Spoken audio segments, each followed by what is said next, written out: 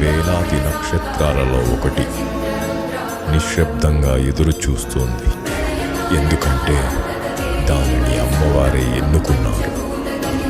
ఆమె ఆశీర్వాదంతో ఆ నక్షత్రం మేల్కొంది. పవిత్రంగా, ప్రకాశవంతంగా దివ్య యాత్ర కోసం సిద్ధమై.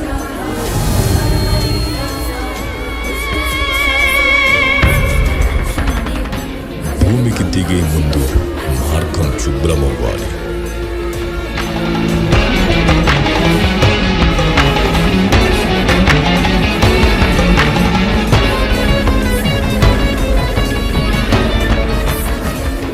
విఘ్నాలను తొలగించేవాడు, ప్రారంభాలను రక్షించేవాడు శ్రీ గణపతి తన దీవెనలు ప్రసాదించాడు. అడ్డంకులు అన్నీ తొలగిపోయాయి.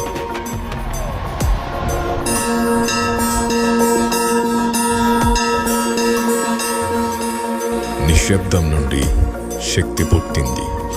శివుడు తన శాంతి, బలం, విశ్వశక్తిని ప్రసాదించాడు.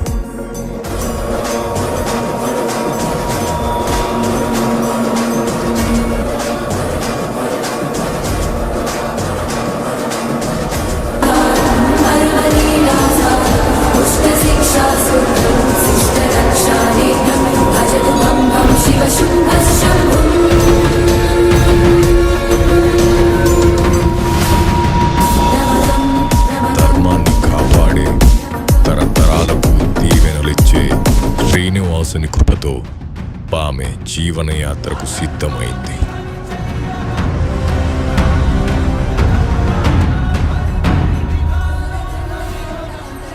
దేవతల ఆశీర్వాదాల తరువాత ఆ నక్షత్రం జీవరూపంలో భూమికి దిగింది.